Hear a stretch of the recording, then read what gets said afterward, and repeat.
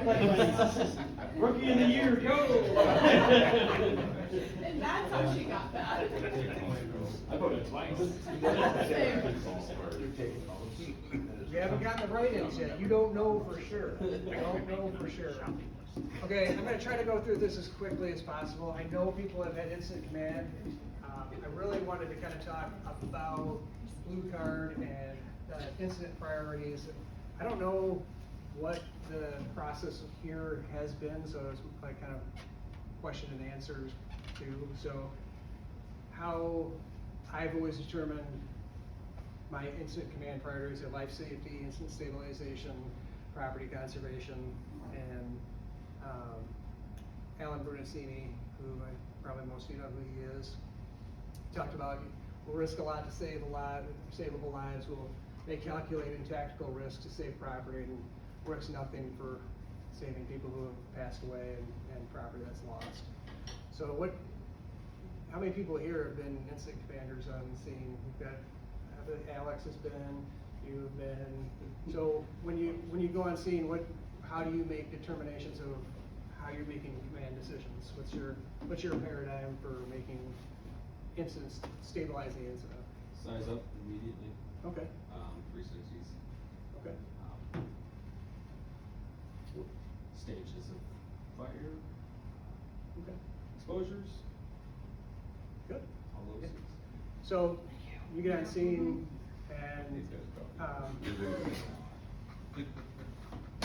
I use this RECIO acronym in my head all the time for like what's my objectives, my strategic objectives here. So like obviously our first thing, we're going to life safety, we're gonna do rescues first, and then we wanna do exposures. We wanna protect other people's property. If the house is completely gone, we're gonna protect exposures next. Then we wanna confine the fire. And the one thing over the last few years is talks a lot about flow path. Like when I first became a firefighter, the first thing we do is we're gonna rip the door open, leave the door wide open, and just like feed that fire. The fire get huge, and then we really learned how important door control is, and I vet limiting these fires as much as possible.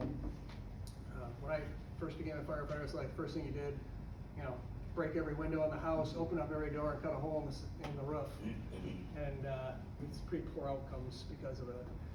So after we confine it, we want to extinguish the fire, and then you can do salvage, overhaul, and ventilation in whatever order you want. But I use this RECIO when I'm in an incident command, and like thinking about this is the priorities I have, and how do I accomplish those priorities is, depends on the tactics we're going to use to do it. But it's a real common acronym. And then there's I got it out of order. So obviously Patrick just did something about NIMS. We probably will be staying in just between type 5 and 4. I'm gonna put some paperwork in the rigs if we ever have a huge federal deployment. There's and Patrick probably can speak of this since he's an emergency manager. I don't remember the forms that you have to have. But they won't even talk to you until you have these forms filled out. So I'm gonna get them and put them in the engine. But if we had a huge incident, some huge conflagration that we gotta have federal resources, until you get these forms filled out, they don't even wanna talk to you. So, but hopefully, these are the two that we stay in our lane, we stay in here. Occasionally we might hit this, have a big grass fire. We're bringing in the DEQ to come in with their bulldozers and Humvees and everything. But for the most part, we're type 5 and type 4. So, and anytime we have incident command, we have planning, logistics, operations, administration, safety. Most of the time, the incident commander's taking care of all that stuff. But just to expand a little bit on that type 3, the most recent, probably in this area, was the talcum powder at the bank. It's probably been about, you guys remember, it's probably been Yeah, that's 8 right. years ago. How many? That'd be 10. 10, okay, Yeah. so at least 10 years ago. And that we brought in the National Guard hazmat team, and that required a request from emergency management to the state level in order to get those assets coming in. So I mean, it can happen here, I don't think that it doesn't, I mean, cause it has, so it's been a little while, but. Yeah, and those 3, 4, and 5 incidents are gonna go terrible. I mean, no matter what incident commander you are, you could command tons of fires. When you have that big an incident, you have work cycles you gotta worry about, and you gotta worry about bathroom facilities and eating, and these are commitments that are days and weeks long, not hours. So, and even for some, we've had fires that have gone into 12 and 13 hours in some of these apartment buildings, and we're having to start cycling crews and middle of winter, having buses there to keep keep the people who are there warm. We gotta think about the residents of it too. So we've had CATA buses. I've actually talked to the school to see what we need to do if we were to have a big incident in an apartment building, how we get buses there to keep residents warm. So we don't have enough ambulances to keep that many people warm. But anyway, most of the time, we're gonna have all these just under our own belt. We're not gonna be dishing them out unless we're above the 5 and 4 type incident. So just like we were talking about, sizing up is really important, and locating the fire, identifying, controlling the flow path, cooling the space. That's where transitional firefighting comes in. You use that much? You just do transitional attack with as many people as you got, or do you always go right in? What do you get? Do you have 3 on an engine all the time? Yeah. So we had 2 people on an engine, so we used transitional attack where I used to work quite a bit until the next due-in company would be there. With the staffing model we have here, I anticipate probably we'll be doing that a little bit as well. And there's a lot of NIST studies. I don't know if anyone's seen any of the NIST videos where they actually have thermal detectors in the room, and all they're doing is lobbing water off the ceiling and watching the room temperature drop. And the survivability for people within the structure increases from that. Obviously, the best thing we can do is go inside and take care of it, but our next best is just doing a transitional attack. So obviously, we're going to extinguish fire, rescue, and do salvage and overhaul. So everyone know who this guy is? I know Jerry does. Alan Brunacini, he's the guy who came up with the blue card system that I went through. Does Battle Creek use blue card? He was the fire chief of Phoenix Fire. He's really the one who got the National Fire Academy to be an accredited facility and a professional learning institution. And I believe he talks about this statement all the time. The first 5 minutes of setting up your incident command will dictate the next 5 hours. My very first incident that I had, I did not set up well, and it did not go well. And I think about that statement all the time. Setting up your incident command structure from the beginning will make your incident go so much better. Good size up initial radio report. You're gonna know what kind of personnel, I think for me, it helped just saying it out loud to the radio to dispatch, like, okay, now I know I need X, Y, Z resources here. Unfortunately, we can't get this county to be buying in on Mavis. I'm hopeful that maybe someday, but Mavis would help reduce a lot of the thinking. You got a big fire, so I need 3 more engines to this fire, and we know if we're mutual aid departments that if we're in a Mavis agreement, we got to send 3 people on an engine every time. So that's not how it is here yet. I'm gonna bring it up at the Berry County Fire Association meeting. I'm sure they're gonna be excited to hear it. So for sizing up a structure, when we're talking about size, it's based on our hose capability. So if we're saying it's a small structure, our hose lines can make 100% of that building. So crews know, if you're pulling up and like, I'm on scene of a small single-story ranch structure, we know that we're gonna not have to do anything other than pull our hose lines. Medium structures, 75, large, 50, and mega structures, 25 or less %. Now, are we grading any of this? If you call it a medium structure and it's actually small, or or vice versa, no. It's just to give you an idea of what our needs are gonna be on scene. You're pulling up in an engine and someone's reported, we've got a large structure here, you know you're not gonna work it with a regular hand line. We know we're gonna probably pull a horizontal standpipe, which all that is a 2.5 or 3 inch hose with a gated Y on the end. We can pull 500-600 feet into the building, and then the nice thing is on Engine 51, you can pull that whole tray out, bring it in with you, and connect to the gated Y inside. So this will give you an understanding right off the bat. Your incident commander, you're driving to the scene and you hear, yeah, we're on scene of a large 2-story commercial building. We got a working fire on the 2nd floor. You know you're gonna be dragging 2.5 right off the bat. You don't even have to think about it. Before you get there, you're in your head, you already know what's gonna happen. So building height is really important too. A lot of what our tactics are gonna be dependent on what our building height is. If it's a 1-story ranch versus a 3-story building that has a commercial occupancy on the 1st floor, fire on the 1st floor, and a 3-story building is much different than a fire on the 3rd floor. Life safety in this building, these are probably apartments above, right? So we got life safety, we have no idea what's going on here. We're gonna send crews in, it's on multiple story building. We always had to throw a ladder. I don't know if you guys do that at Battle Creek. Second means of egress. So you know you're sending crews in, you're gonna advance a hose line to the 2nd floor to put a fire out. Someone's gotta be throwing a ladder up to be a second means of egress for them. So in your head, if you're hearing these, I'm on scene of a 3-story multi-residential structure. We got a working fire in the commercial occupancy on the 1st floor. We've got heavy smoke showing on the alpha side of the building. We're gonna send Engine 51 to the 2nd floor to do primary search and fire control. You know that the other thing we need to do, next to an engine's gonna have to throw a ladder up. So we just need to be cognizant when we're hearing these size-ups of the things we're gonna be needing to do when we get there. We're not gonna necessarily have to have us giving you specific orders like, I wanna take a ladder off Engine 51, a ladder this. You're gonna have an idea what your assignment is before you get there. So occupancy type is really important.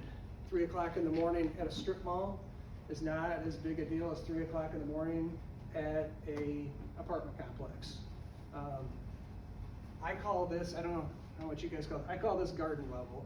So if you ever hear me say, I need someone to go to the garden level apartments, that's what I call these. I don't know, does anyone have any other terms for that? No. So this is, what's the second most important room to be checking after we put this fire out? What do you think? We're checking for exposures. Right above it, fire goes upward and outward, so here, there. So obviously these are the kind of the classes that we have, just residential, multiple residential, strip mall, commercial, industrial, agricultural, ordinary construction. Like ordinary construction is like downtown USA. What's the dangers of ordinary construction? Of normal, ordinary construction in the old downtown that we gotta worry about? What's that? Shared spaces, breach firewalls. Multiple remodels. One of the other things is if they don't have fire cut floor joists burn out. As they come down, they can push the walls out. So you just gotta be careful with that. So just knowing your building construction is important. So say what you see. You can say this is smoke, or what do you think's going on here? What do you think this is? Cooking, someone's cooking in their house, or you think this is a working fire? Working fire. So if you think it's a working fire, like I said, you're not getting graded on it. Call what you think it is. If you think you got a working fire, call it's a working fire. If you think it's just, I got smoke showing, nothing showing, location of where everything's at. So I'm on scene of a 2-story residential house. We've got a working fire on the 2nd floor, Alpha Delta corner. So we want to declare an incident strategy. So if you're coming to the scene and your incident commander is saying, you know what, we've got heavy fire conditions, we're going to go defensive on this. Or we got a working fire on the 2nd floor, we're gonna go offensive, first do an engine, pull a hose line, go to the second floor for fire attack and primary search. So with our staffing model, I'm assuming we might do transitional attack, but that's gonna be a decision on the incident command person. So if you don't have enough people to go in safely, that's one way to limit your liability. Will we go in if there's people inside? 100%. If there's just two of us, we'll go inside. We'll risk a lot to save a lot, but everybody's out. Transitional attack works really well until we get other people there. Sometimes there's nothing showing. Sometimes we're just gonna go investigate. And if we're gonna have a major incident, try to switch over to a fire ground channel so we're off the main frequency. We don't have the Hastings double tap going on, having them talking on the radio. So we have our own fire ground. I think that helps for mutual aid units coming in. If we got Caledonia or anybody else, they know what frequency we're on. There's no guessing. We're not on VHF anymore. We're on our 800. So offensive tactical priorities. We want to get fire under control. A lot of times that will be from going in, doing primary search and fire control. We got to do two things. We don't have a lot of people. Once we get fire under control, we want to make sure we have our life safety. So we're going to do a primary search. Secondary search should be done with a different unit though. I should not do it because they've done studies that if you do the primary search, you don't do as good as secondary search. So you should send in a second crew to do the secondary search. You can have them switch if you have like a 2-story house. And you've had first crew go in, do primary search on first floor, and never crew to second floor. You can have them switch and check. So I found a dog and I saved it, by the way, doing a secondary search. It was underneath a bed. So, yep, I was on the news for it, you know. Big hero coming out with the dog. Big hero. Fido lives. Yeah, that's right, that's right. It was a little screwed up for a while, but it did live. So, and obviously we want to try to protect as much property if we can, be shutting doors as we're coming into the structure. I'm sure everyone's seen the pictures of the pristine bedroom with the burned out hallway. If we can limit damage to people's house as much as we can, if we're thinking about it, we can shut doors after we're doing search. So, defensive priorities, we got a long strip mall, we got the Alpha Bravo corners on fire and it's moving rapidly. We're gonna just say, you know what, that part of the structure's gone, trench cut the middle of it, and that's our stopping point. So we're gonna obviously protect exposures. I had my last department had a 5-car fire at an apartment complex, 3 o'clock in the morning, where these college kids live. I don't know how it started. I'm assuming it was incendiary in nature, but it caught 5 cars on fire. When crews got on scene, the first thing they started doing is trying to put car fire out at a time, and they almost burned down the structure because they were focusing on the car fire. So let's be cognizant of what we're trying to do. We want to establish command, and what has been the theme here for command? Like where I came from, we had 2 or more units, or it was going to be an incident that was going to have more than 2 units. We established command. What's been the nature here of how we've done it? Yeah, it's pretty close. Is that what you guys have done? Okay. So, and once you've established command and you're coming on scene, what was your normal, like if you're coming on scene, how do you determine what you're doing with your apparatus and everything?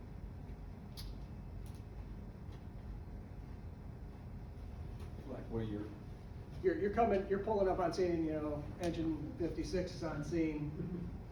What do? You call in command, like, hey, command, 56 is on scene, or are you waiting? In the blue card system, I assume you guys do level 1 staging on all scenes, even working fires, until you're assigned. So the blue card system makes it nice, because what happens,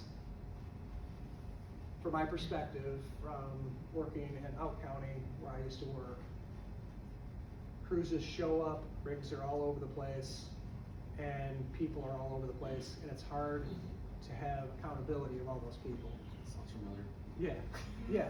And so our goal as incident commanders is to account for all these people so everyone's safe. So what I would like to see is when you're pulling up on scene is, you know, let's say Jason's in engine 51, he's command, and you'd call, and you're in engine 56. Dispatch engine 56 is on scene, or that engine 56 to command, we're level 1. And you're waiting for assignment. And when you're level 1, you're not passing your last tactical advantage. Hydrant, corner of the property if you're on a ladder truck, or staying outside of the hazard zone. Because we don't, a lot of times we don't want to plug up the hazard zone because what happens when we need an ambulance? Or what happens if we need a ladder truck in there? Now we got to have people move, that's happened. Get 5 engines in there all parked, and oh god, now we need a ladder truck. Now who's moving all these engines to get a ladder truck in there? So as an incident commander, it's nice to, hey, spot your rig on M37, bring your crews up on deck, wait for your assignment, versus pulling into the apartment complex or whatever it is, or strip mall, and now we're plugged up and hey, I really wanted to put a ladder truck where you got that. Now we're trying to back out. We got other rigs trying to get in. So calling level 1 gives us an opportunity as incident commanders to say, hey, this is where I want you to do with your rig, and B, this is your assignment. Maybe it's pull a secondary line, go back up engine 51 crew, do a secondary search on the side floor. So anyway, be in command, give assignments, don't let, especially in departments that don't focus on this, they wanna help and it's out of a good place. But they come in and it's like herding cats when you got people just doing whatever they wanna do. I was interior on a fire, it was 2014 in Elk County, and we're making good progress putting the fire out, and all of a sudden I'm pelted with a 2.5. Someone's spraying through the window and pelts me with it. I wanted to go down there and punch him in the mouth when I came out. That's where, don't let people, you give assignments to people, come on deck and wait for your assignment. Slows that progression. Sometimes you can't help it. Sometimes people want to help too much and drift off and find things to do. But if you can say, hey, stay here and wait for your assignment, then usually they're ready to go. You're on deck, you're gonna be next in on whatever. They'll be a little bit better about it. So, there we go. Passing command. When should you pass command? When some fire status arrives to the scene, or Question. when, what was the other thing? We went over this and I didn't see, when Patrick did the class. Okay. It's like 4 weeks ago. The gist of passing command, from my perspective, is if you're gonna improve the conditions. If you're doing a good job commanding the scene, why should I take over? I mean, really, I shouldn't. If you're doing a good job, unless I'm gonna improve something, why should I take over? I don't have a need to. Chad did a really good job a couple weeks ago on an accident scene. He established command. I don't need to be in command. He's doing a good job on his own. I can go do other fun stuff other than being command. So we only want to turn command over if it's going to improve the situation or if it's outside your comfort zone. You might be doing a good job, but like, hey, this is not my comfort zone. I don't want to be in command of a working fire. And I don't feel, I might sound like I'm doing a good job. I don't want to do it. I think you're going to do a better job. I want to pass command to you. So how do we do the passing of command? Best face-to-face. Over the radio is okay. I'm not a big fan of someone being in combat command for a long period of time. So that's where I'm improving command. But you want to give them a report of what's going on. So, because we've had all this radio traffic we've been listening to, and okay, engine 51 from engine 56. Engine 51, go ahead.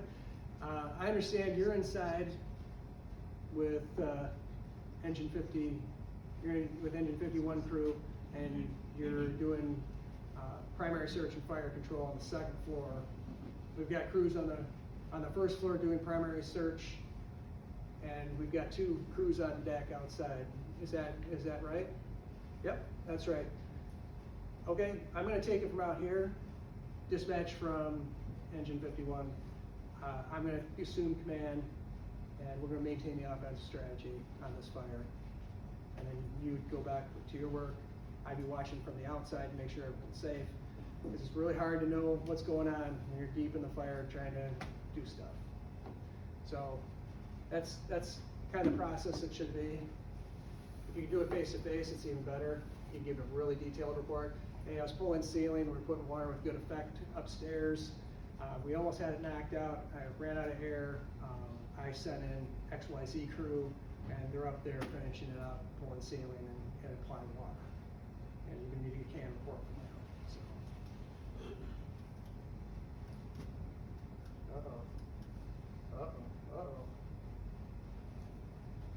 There you go. Oh, I think I went the wrong way. Okay. I think everybody knows this. There's no one not out there. Everyone, this is the piece that confuses people. So we have apartment buildings that are all in different directions. How do we say, it's supposed to be the address side of the structure?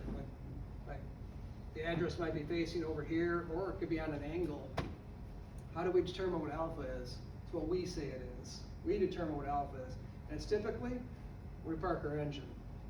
So we get on scene and we do our 360 and we call back to dispatch up. We do a 360, there's no hazards in the backside, we got a basement.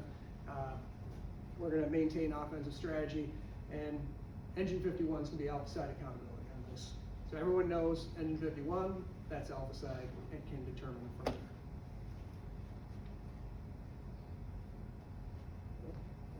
How it is. Basements, probably one of the more dangerous things that we have in the state of Michigan. And we got a whole bunch of different kinds. This is probably the worst kind right here. We talked about that when we did the training over, and we destroyed that modular home. And if we got a heavily working fire, if you take a look at this picture right here, you notice these are I-joists, so it's got a little teeny 2x2 piece of wood glued with OSB in the middle, and another little 2x2 piece of wood.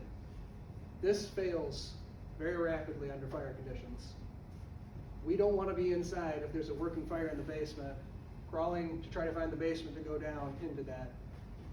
So if we have a working fire in a basement, and this is the only window we got, we're going to start making openings to see what's going on in there. If we got a heavily working fire, obviously if it's an incipient fire, it's a small fire, we don't think it's going anywhere, you can make entry.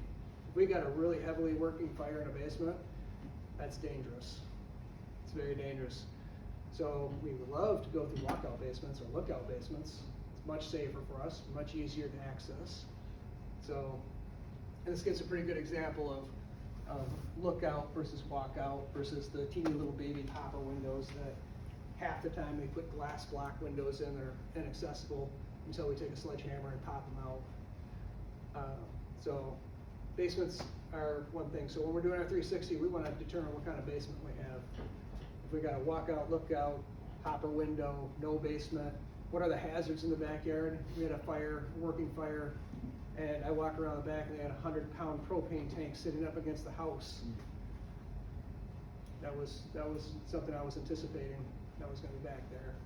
So you'd be surprised what you find in the back of people's houses sometimes. So it's a good idea to get eyes around the whole side. You brought it up right away. 360 of the property, 100% we want to do that, and know what kind of hazards we have. Also we had a walkout basement. They had pulled the deck out of the house and we had a fire in the kitchen. The whole house was black, and we went open the sliding glass door. This is before we did Blue Card, and there was such heavy smoke conditions. I didn't know. I just assumed that there was a deck there, and I went to step out, and I felt that luckily I was gingerly stepping out, and I realized there was no deck. But the nice thing is that they kept all the the hangers sitting there, so I would have been able to gouge myself up on them if I fell down on them, it would've been nice. So, they didn't plan their emergency well, but we mitigated it anyway. So, some common terminology that you might hear me say: level 1 stage, we've already talked about. Level 2 staging, we have a big fire, we have somebody that doesn't play well, and they've been dispatched somehow, or they've self-dispatched them. I don't know if that happens here. It happened over Lansing Fire, was a huge self-dispatcher. Yeah, you can level 2 stage at TK schools. We'll call you when we need you. On deck, so on deck, they've done studies in Phoenix Fire Department. I don't know if this county is like big on putting the RIC blanket out and putting all the tools on it, having them sit on it. That's what they used to do in Phoenix, and they found that RIC crews almost never actually did RIC work. It was almost always the people who were on deck ready to go in, or people who were around the incident when it happened. So how we did in Lansing is, when you're on deck, you are ready. You're on deck, you're ready to go. You have your packs on, you're ready to go. And all you gotta do is put your mask on and you're in. If you're not packed up and not ready to go, you're not on deck. You are not ready to go. You're in rehab. So if you say you're on deck, you have to have your pack on, ready to go, ready to work. Because if there's an emergency, you're gonna be the one who's being ripped. So, horizontal standpipe, we talked about that. 2.5, 3-inch hose line. You guys use that here very often? No? Can report. Obviously, I've been talking about that for a while. Conditions, actions, and needs.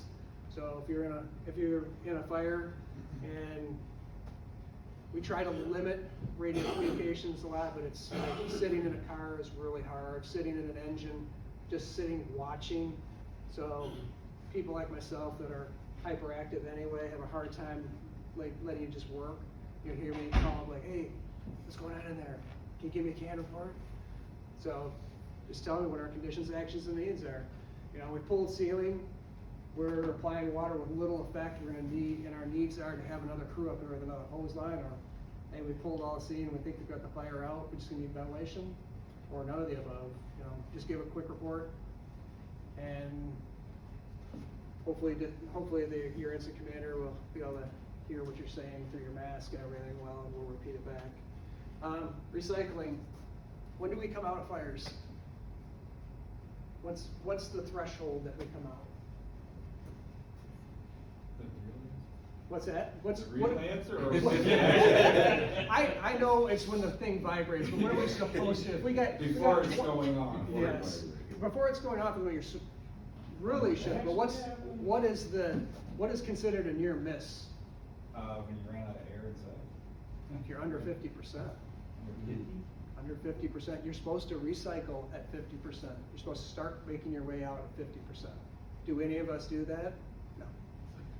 But you should come out. You should come out before your Viber alert's coming off. That is a true near miss if your Viber alert's going off. But technically, they say you should be out. Oh, I'm at 50% air. It's time for me to start making my way out of the building. So, face-to-face is by far the best communication style. If you're coming out, hey, command from engine 51, we got low air, we're gonna be coming out to recycle. Command, okay, meet up face-to-face with engine 56, give them a report. After you're done with your report with engine 56, come over to incident command and give them a really detailed what's going on inside. Incident action plan, sometimes you'll get people like, what's your IAP here? What's your overall goal? Put the fire out, of course, but I mean, what is our incident action plan? We're gonna put a 2.5 into the house, because we got a lot of fire, versus, you know, we're gonna go offensive with water cannon because it's so small. So how do we determine hose size? What is a good idea of like, how do we determine like, hey, I think an 1 3/4 line will handle this fire, versus like, either we're gonna need 2 or we're gonna need a 2.5. How do we make that determination? What's that? There's a formula for it, but Okay. So 33 gallons per 100 square feet. So, I mean, again, we're not getting graded on this. it's just a rough, like, okay, this is a 1,000 square foot ranch.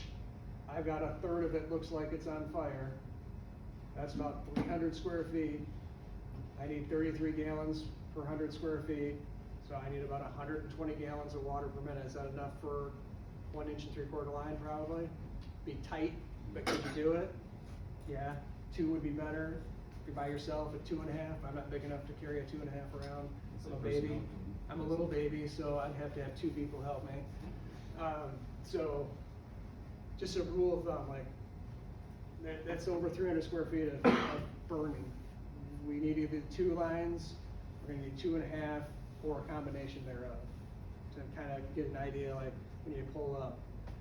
So, and maybe you pull up and it's only 2 of you, and you start out darkening it down, and now you've got it down where you're able to put it out. You start out close to that 300, and you've stopped its progression and put a lot of it out, waiting for other crews, and 1 inch and 3/4 will do it. But for initial attack, if it's over 300 square feet, that's a good indicator. And like, I might have to take a stupid 2.5.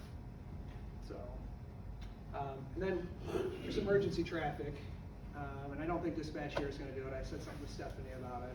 The warble tone, like, hey, there's an emergency. I need everybody to evacuate the building. That means get out. There's an imminent collapse, or exit the structure, which means you can take, it's not imminent, you can take all your tools and everything with you, but we're changing strategy because things are changing out here we don't like. So, for emergency traffic, it's usually like, get out of the building, 3 blasts of the air horn, get out, leave your hose, abandon all your stuff, get out, we can replace all that stuff. So, this is a video from over Georgetown Township, and I'm gonna play the video, but let's just walk through sizing this up real quick. So, what is this? Small, medium, large, mega size? What do you think? Yep. I think our hose line agreed. I think our hose lines would fit. But if we said medium, are we gonna get a F for it? No. Smaller, medium, large. What kind of house? How many stories? 2 stories. 2-story structure. Okay. What occupancy type? Residential. So we got a small 2-story residential. What's going on here? What would you call it? We got a working fire, right? We got a working fire. So we got small 2-story residential with a working fire on the opposite side of the building. Offensive, defensive. Can we go in, if that's making its way into the house, can we go inside on that? And how it is right there, what do you think? Looking at that. Yeah, I agree. I call that offensive. I call that an offensive strategy. What's the next thing we do? We call it offensive strategy, we establish command, this 1, 2, 3 Main Street command. What's our next thing we need to do? 360. We walk around, what do we have here? Probably walk out, obviously daylight here, but I'd say you're right, walk out basement. And we tell dispatch like, hey, we got a walkout basement, no other hazards in the backyard, we're gonna maintain offensive strategy on this fire, and we're gonna have our engine be alpha side accountability. Alpha side accountability also means I'm gonna get everybody new tags and everything. Just another thing I have on my list of stuff to do. You come up, you hand your tags off to the alpha side person. They're gonna keep track of where you're at. So when you get assigned, you're gonna go on the board for that. So when you're incident command, this is a trick that I had learned from Delta Township Fire. So this is the house, and I'm really good at drawing. So we got our house, it's 2 stories. We probably have some bedrooms up here. And then we split this into 2 sections. We've got our engine.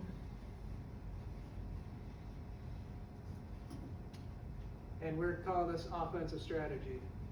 So what do we need to do? What's our priorities if we're doing offensive strategy? What are life safety priorities or what? To get what? What's that? Water on the fire. So we're gonna advance a hose line to do what in fire control? Yep, we're gonna do primary search, fire control. So when you're incident command, it's like, how do I know where we've done things here? So I've set engine 51 up here. This is where the fire's at. Engine 51 crew's up in this bedroom. They call back, engine 51, we've got the fire out, and we got a primary all clear. So we got a primary all clear.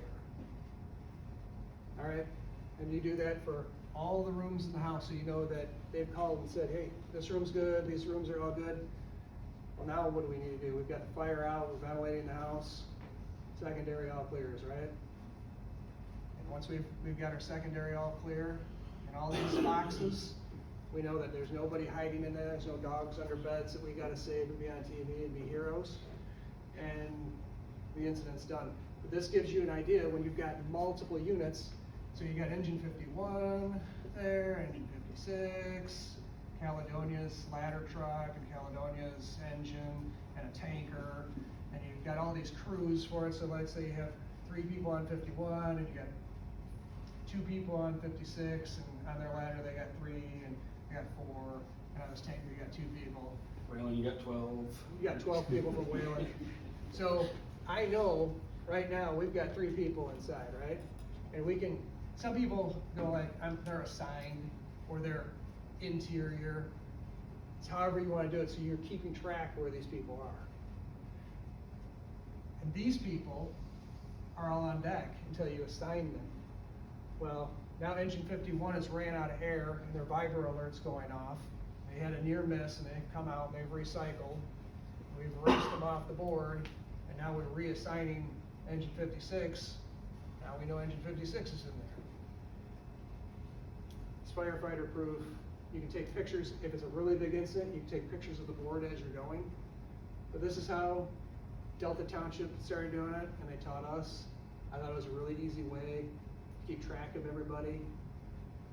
It's worked for me. It doesn't mean you have to use it, but I thought it was a really easy way to know that I've gotten all my tactical priorities taken care of. I know fire's out. You can write notes on the whiteboard. So this is one way of doing accountability. So if you're gonna put a ladder up, hose lines, if you're taking horizontal standpipe to the back. So it's however makes sense to you to do this. And if you do it on a piece of paper, or if you're good enough to keep it in your head, I'm not good enough to keep it in my head. I have to draw a picture and write everything down to keep track of everybody. I don't know how you've done it in the past. I know we have whiteboards, but I don't know if you just wrote down the companies or did cool drawings. But that's how I did it, and it was successful for me. I thought it might work for you guys if you'd like. So this is a fire. I want to start it from the beginning and just show you what the difference between, and I'm assuming this isn't the beginning of the fire here, but I'm assuming the beginning of the fire they called well before this video started, so probably 5 or 6 minutes before the video starts. Hopefully it works. Looks like it's gone. All right. So if we rolled up on that 100%, I think everyone would say this is definitely offensive strategy. Where did it start? Garage. Do you guys know about this fire? Guy cleaned his fireplace out, put the ashes in his garage, left with his family. His wife was in the house. She called 911, and I don't know if this is her videoing this or the neighbor or who it is. This is probably her calling her husband right now. You're an idiot, what did you do? You're so dumb. So right now, I don't know if I can see how many minutes this is, 50 seconds. 50 seconds? Into it. You see, you can't drag on this. Should be able to grab your bar.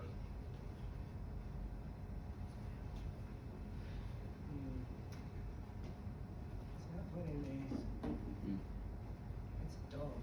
What are you trying to do? What's that? What are you trying to do? I'm trying to drag it forward so you can see what 5, 7, and 10 minutes difference looks like. If you hit the right arrow on the far right of the keypad, it'll fast forward at 5 seconds. I wanna go minutes. Oh, minutes? Yeah. The WASD, if you hit D, it should go 10 seconds. It's inside this, so it's not letting me do anything either. Maybe if you make Yeah, it full it screen. sucks.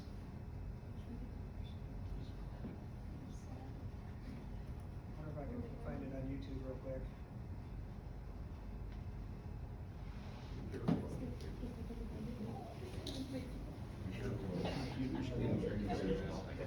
Yeah. Keep popping.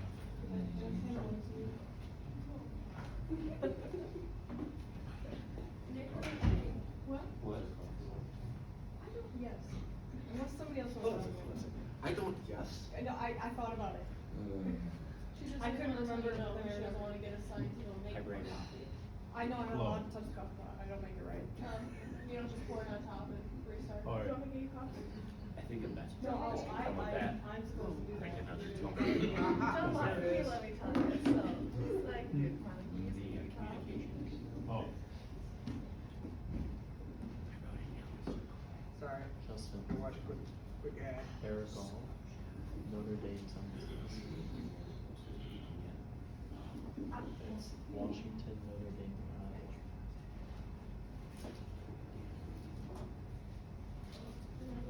It's not showing. That's the only freshman season that did that. Alright. She's only got 1 year left of college, I think. Where did it come from? My freezer. He played good now. He's a big guy. Warm, but not frozen. Shoot. Alright, so this is, I'm guessing about 5 minutes into the fire that they reported on, this is a complete guess.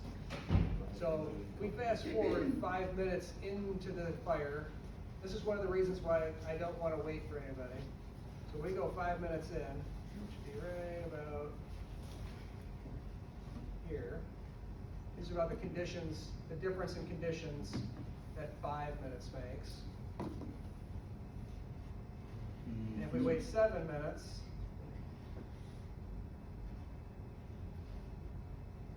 into the fire, that's the difference. This is less offensive, I think with a heavy knockdown, because it is from the outside, we could still make it inside and just do this. But this house burned to the ground, and if you keep watching the video, you'll see why. They water the driveway for a little while, they don't establish a water supply till late into this fire. So a lot of things, obviously, that should be something we're cognizant of right away, is we wanna get an established water supply to stop the fire. I feel sorry for this chief having to just walk back and forth in front of it, watching it burn to the ground. I was gonna gonna say, say, Yeah. cars in their garage. Yeah, so there's our exposure problem. And as we get into this, we're at almost 10 minutes. I would say that probably not offensive anymore at 10 minutes. This is why I wanna get crews out. Yeah, he watered the driveway really well, really well. And the thing is, they had other people walking around, there's hydrants there, and they never established a water supply. And then the ladder truck came, and then they're establishing a water supply. So, but I just wanted to show that, just to show you how rapidly it progresses. And that's why I had people ask me, like, why are we not waiting? That's why we're not waiting. faster we can get water on the fire, the faster our problem goes away. Just pull Alex up there. Damn it, there's only 3 people in this.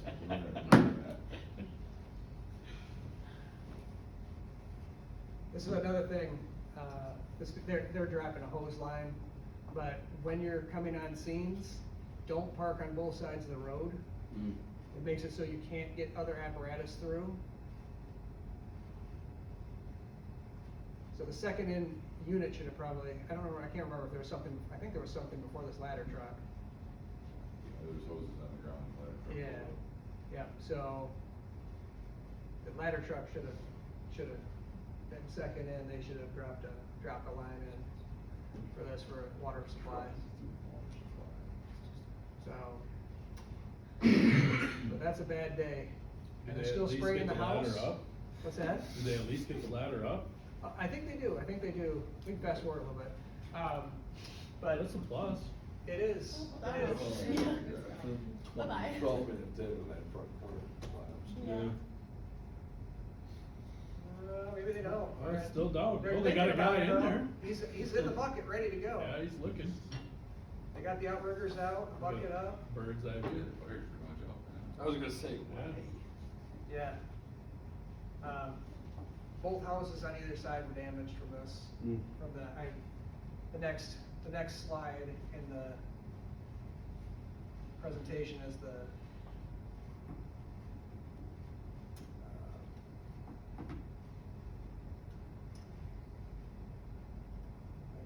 there it is, that's the actual story about it, if you ever wanna look it up. It's from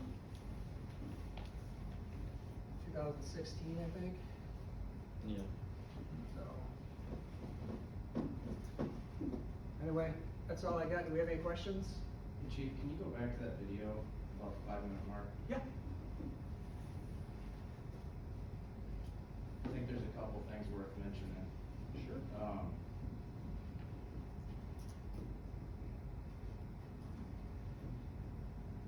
Let's shut it down.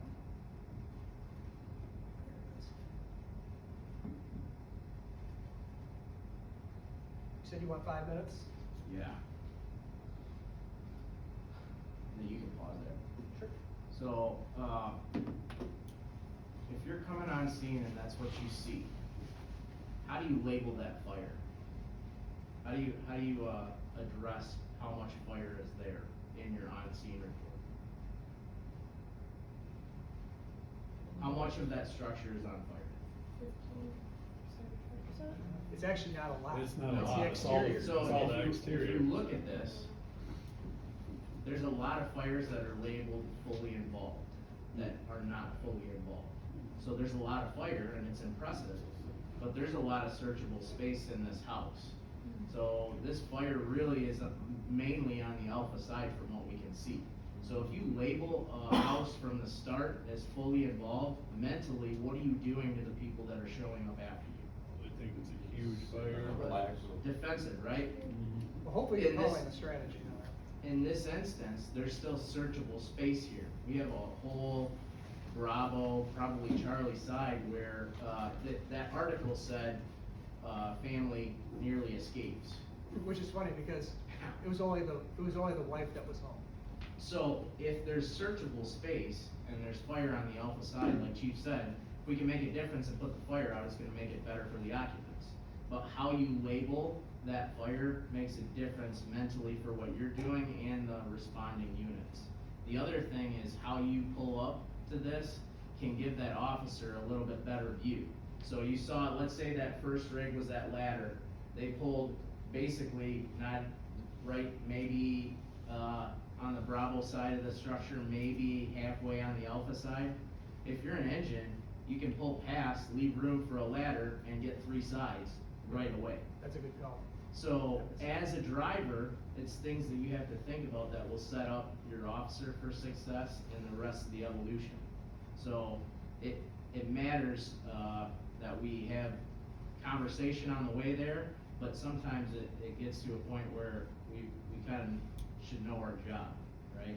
It's going to go as the first line goes. So, if we can set that rig up successfully, get a good look at that fire, we could probably still make a pretty successful knock if we get water on the fire now. So like Chief was saying, what size line are you gonna use on this fire? Is this a deck gun right away? No. Okay. Is this 1 3/4 right now? Probably 2 3/4 and 1 2.5. So all these decisions matter, and that's all I'm getting at is, like, even looking at something in a still picture like this is, we can make a difference. So how you label it and what you do in that first 5 minutes matters. To expand on that a little bit, you said talking about a deck gun. I talk about this a lot, and this is, I pull, like in the wintertime, this is like one of my favorite activities to do for training. We pull up YouTube videos, we watch, we start them from the beginning, we give size ups, we talk about what our tactics would be, and we find out what the outcome is at the end. The outcomes are always way different than you would think they would be. But where do you think the bedrooms are in this house? 3 o'clock in the morning, where are the bedrooms at? Upstairs. Upstairs probably, right? Up here? Up there? Probably downstairs, Or basement. possibly downstairs. up here. Good, you got a teenage kid down here maybe, right? Where's the kitchen at? Main First level. floor. First floor is in the front or is it in the back? Or PC. That's So, just understanding different types of day is important. The one thing I like to talk about, and the deck gun thing brought it to, I was thinking about it, is that when they're watering the driveway, they have straight stream, what is their goal in using water to put out fire? Is it to smother the fire, or is it to cool the fire? Cool the fire. So, if you've got round temperature water in the hydrant or in our truck, what 60 degrees, right? So if you got 60-degree water, how many degree? What's boiling point? 120. What is it? 212. 212 degrees, correct. 212 degrees. I didn't do. Yes. We're not gonna. 100 degrees Celsius. I need it in Celsius, please. So for every 1 degree of increase of this water, how many BTUs does that take to move it 1 degree? What's that? Yeah, this is the part. 1 BTU per degree, right? So if we're going to 212 degrees, was that 72 BTUs, is that right? Is my math right? No, 152. 152, sorry, 152 degrees, 150 BTUs. So we're using 152 BTUs to get from 60 to 212. We're not boiling though, it says 212. How many degrees does it take to get from 212 to vapor? How many BTUs? Does anyone know? No. 1,700 BTUs to go from 212 degrees to steam. So what's our most efficient way to put this fire out? A big straight stream and having the water in the driveway, or a broken stream that we're penetrating a lot of droplets into the fire and turning it into steam? If we turn it to steam, we're using 1,700 BTUs versus just plopping water on the driveway. It's more efficient, less water damage. So, if we have a fire like this, if you have a broken 30-degree fog nozzle and you hit this, you're gonna put a lot of fire out. It's already inside the house here, it's broken this window, it's inside the house, but you're gonna get all this fire out, and you're gonna be able to make a transitional attack and go inside and you're gonna put this fire out. You're gonna make a knock on it. If you try straight streaming it, you're gonna put most of your water back on the ground. So just a simple tactic to think about. Think anything else, Jared, that I missed? I had something else in my head, but it's gone. Okay, okay. That is a good point, though, seeing three sides, that was something that we had to do also. We always made three sides, and we had to all park on the same side of the road, even if you had 15 engines there, you gotta park behind the last engine and lock yourself out. You got a question, Mike? I do. Go ahead. Whoever it is. So you said there's searchable spaces here, right? Where would you make entry for that? Not the front door. That's what I was gonna say. Time, depends on time of day. So if the Right there, bedrooms right are now. upstairs, there's cars in the driveway, Oh, yeah. it's nighttime, what's your fastest way in? Ladder, then enter search. So if we're worried about people, how do we make this this is a loaded question with a staffing issue, right? So if your primary means of making that scene better is to put that fire out right now until manpower gets on scene, put it out. But if you have the manpower and there's searchable space, there's cars in the driveway, it's 2 a.m, people are usually sleeping. Searchable space is, that second floor, we wanna put people up as fast as possible, and it's not necessarily finding the stairs opens, but there's always options. Yep. Yeah, cause the Charlie side, even though you're gonna have a triple flag 35 back there, is a viable way to make entry into the house. A triple flag 35-foot ladder. They're super heavy, you need 3 people in, they suck. They really suck. Anyway, thank you, everybody. Any other questions? We'll do more size up stuff, this winter, just kinda like that, just talking it through. You know, we do a quick, put our SCBA and crawl around for a little while, come up and do some size ups, talk about it. Cause our brains all work on pictures, and the more pictures we see of things and how they work, the better outcomes we'll have. You know, like, oh, I remember seeing this on a video once, and it didn't turn out well because X, Y, and Z, so I'm not gonna do that. So I use this a lot, for my meetings. Examples of sometimes what to do, sometimes examples of what not to do. But every time, we wanna be thinking, what time of day is it? What's the occupancy like? Cars in the driveway? No cars in the driveway? Do we have someone at the mailbox saying everybody's out? Do we have no idea if people are out? We need to make sure we got all clears. So residential houses, apartments are the worst. But it gives us an opportunity of talking through it in a controlled environment. So when we don't have a controlled environment, we get an opportunity to remember some of the stuff we've talked about here. All right? Thanks, everybody. Thanks, chief. Thank you.